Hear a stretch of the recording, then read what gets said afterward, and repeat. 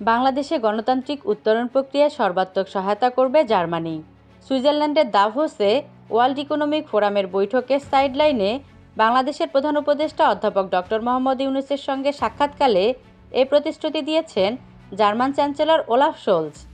মঙ্গলবার সুইজারল্যান্ডের দাভোস শহরে ওয়ার্ল্ড ইকোনমিক ফোরামের বৈঠকের ফাঁকে বাংলাদেশের প্রধান উপদেষ্টা অধ্যাপক ডক্টর মোহাম্মদ ইউনূসের সঙ্গে সাক্ষাৎ করে একথা জানান তিনি। বৈঠকে অধ্যাপক ডক্টর মোহাম্মদ ইউনূস অন্তর্বর্তী সরকারের সংস্কার কর্মসূচি সম্পর্কে জার্মান চ্যান্সেলরকে অবহিত করেন।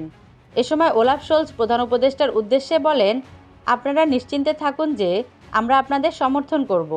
প্রধান উপদেষ্টা বলেন, রাজনৈতিক দলগুলোর মধ্যে ঐক্যমত তৈরিতে সহায়তা প্রদানের লক্ষ্যে তিনি একটি ঐক্যমত কমিটি গঠন করেছে। 6টি প্রধান সংস্কার কমিশনের প্রতিবেদনের ভিত্তিতে এই কমিশন কাজ করছে। তিনি জানান, ঐক্যমতে পৌঁছানোর পর রাজনৈতিক দলগুলো জুলাই সনদে সই করবে, যা জুলাই আগস্টের ছাত্র জনতার অভ্যুত্থানের গণতান্ত্রিক চেতনার ভিত্তিতে তৈরি হবে।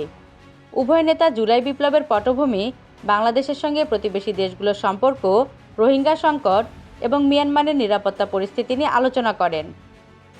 অধ্যাপক ইউনূস দুই দেশের মধ্যে ব্যবসায়িক সম্পর্ক সম্প্রসারণের আহ্বান জানান এবং জার্মানির একটি ব্যবসায়ী দলকে ঢাকা সফরে এসে বাংলাদেশের ব্যবসায় সুযোগ খুঁজে দেখার অনুরোধ করেন। প্রধান উপদেষ্টা বাংলাদেশে জার্মান বিনিয়োগ বাড়ানোরও আহ্বান জানান।